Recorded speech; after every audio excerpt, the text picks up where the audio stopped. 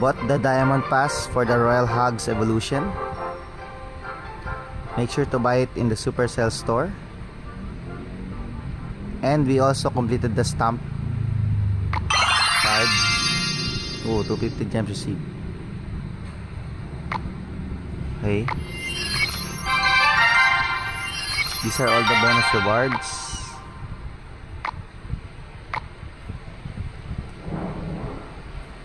Activate the pass. Oh, it takes too long.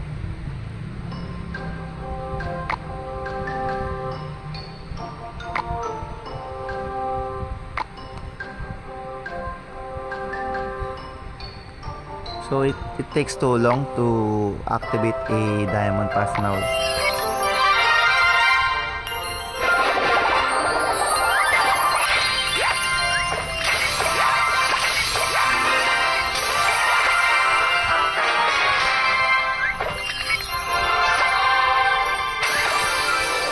Oh, I think I should have waited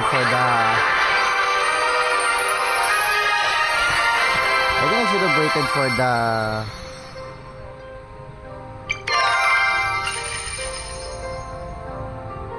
Yeah, I think I should have waited for level 16 before I bought this pass.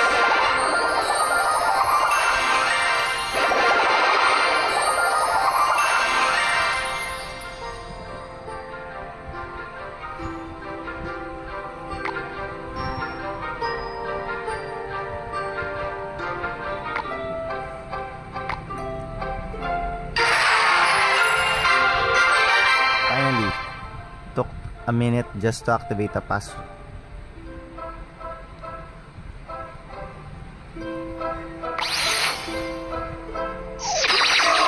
Okay.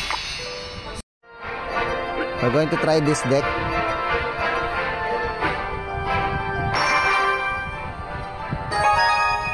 In ranked game.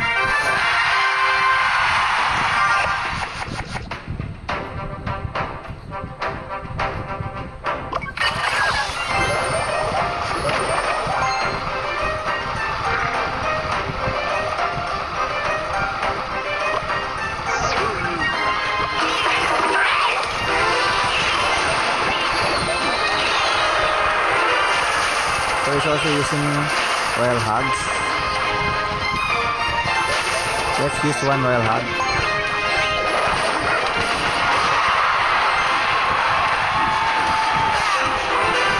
There's a lot of damage, but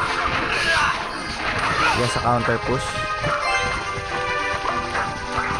Let's use the Rascals. I think the Rascals are low-key OP now.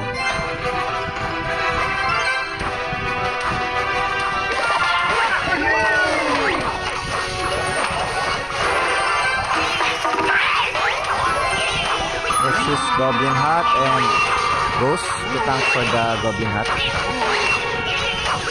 I hope it spawns a lot of Spear Goblins.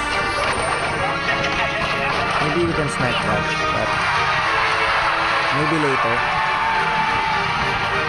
Don't have to be too aggressive. Just wait for double elixir.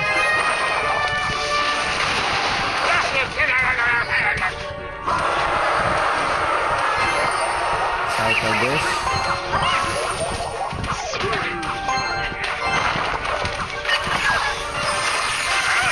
Oh yes, Ice Wizard, wow.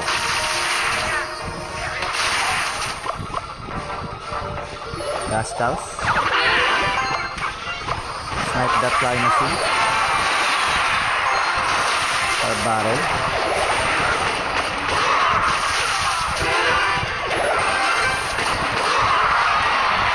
Cycle to another werewolf.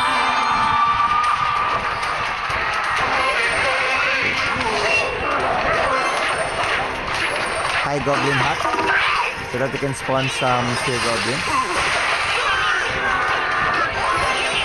Oh, fireball value.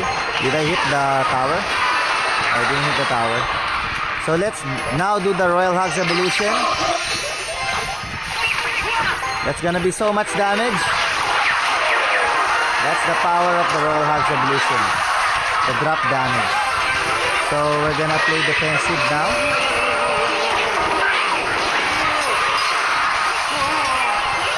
We have the Evo Ghost, so this will be an easy win. Thank you for watching. Bye-bye.